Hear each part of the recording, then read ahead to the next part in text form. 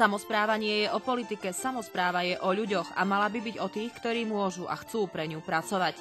Máme oči, preto vidíme, máme uši, preto počujeme, máme ústa, preto hovoríme, máme rozum, preto rozmýšľame, máme srdcia, ktoré bijú pre toto mesto. Dajte nám šancu, dajte nám hlas. Nie sme len figurky, sme jedni z vás. Vážení Humenčania, sme skupina 20 nezávislých kandidátov. 10 mužov, 10 žien. 6 z nás už majú skúsenosť práce v mestskom parlamente.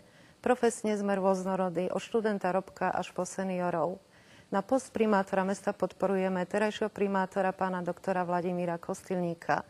Logom našej skupiny je zelený štvorlístok, na ktorom sú uvedené 4 základné priority.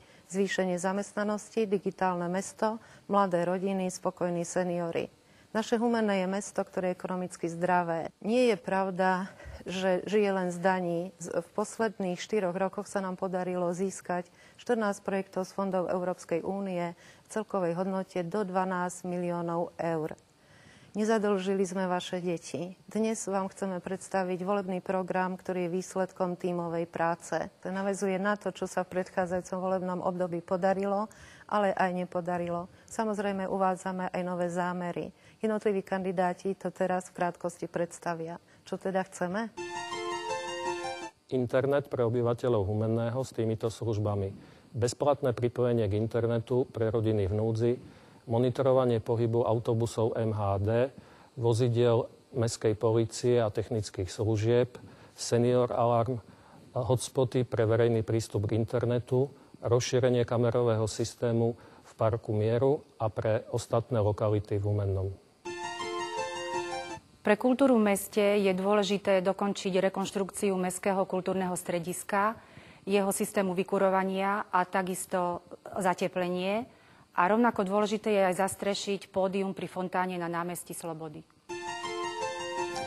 Odvodnenie a vyasfaltovanie prigarážových priestorov na ulici Puškinova a Tiršova, vybudovanie športovo-relaxačných objektov v rekreačnej oblasti Hubkova a rekonštrukcia verejného osvetlenia s cieľom výrazného zníženia nákladov na elektrickú energiu a zlepšenie osvetlenia zvlášť na prechodoch prechodcov.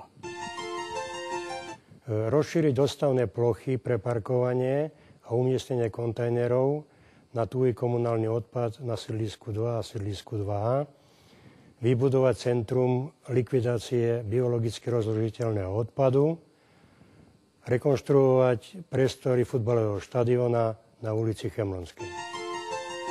Trvalú podporu a stabilné podmienky pre malých, stredných podnikateľov a živnostníkov, vytváranie podmienok na tvorbu pracovných miest a vstup nových investorov, vybudovať protihlukovú bariéru železničnej dopravy v obytnej časti mesta pozdĺž zoraďovacieho koľajíska železničnej stanice.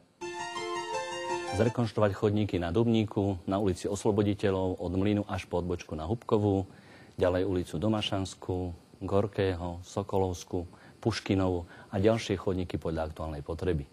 A vybudovať veľkokapacitné záchytné parkovisko oproti Mestskému úradu. Pokračovať v modernizácii základných a materských škôl v pôsobnosti mesta a realizovať detské ihriska na sídlisku Dubník, sídlisku 1, sídlisku 2A a pri amfiteátri.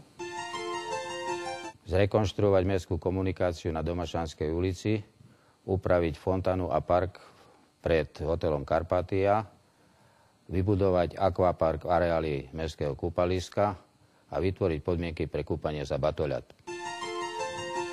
Upraviť zakrivenie miestnej komunikácie na ulici Kudlovská pri technických službách, odvodnenie povrchových vôd na sídlisku Poľana pod vodojemom a výstavba atletického štadiónu pri Mlyne.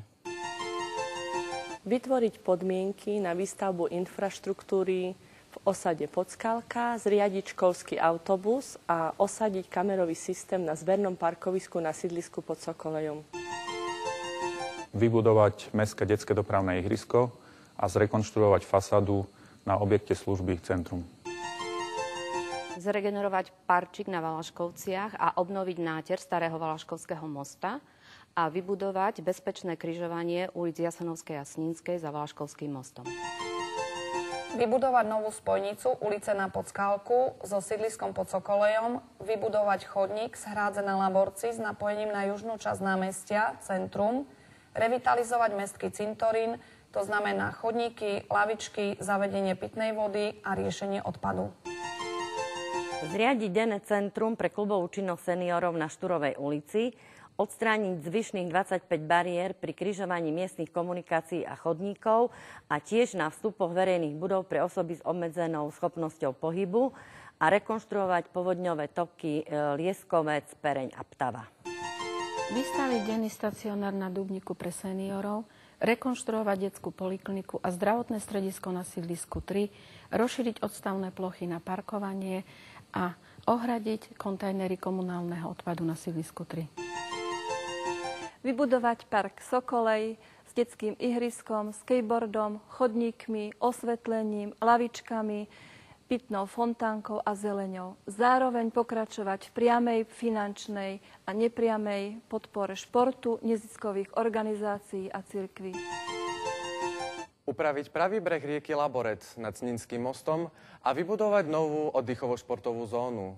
Vytvoriť podmienky pre voľnočasové aktivity mládeže a podporovať mladých ambicióznych Humenčanov.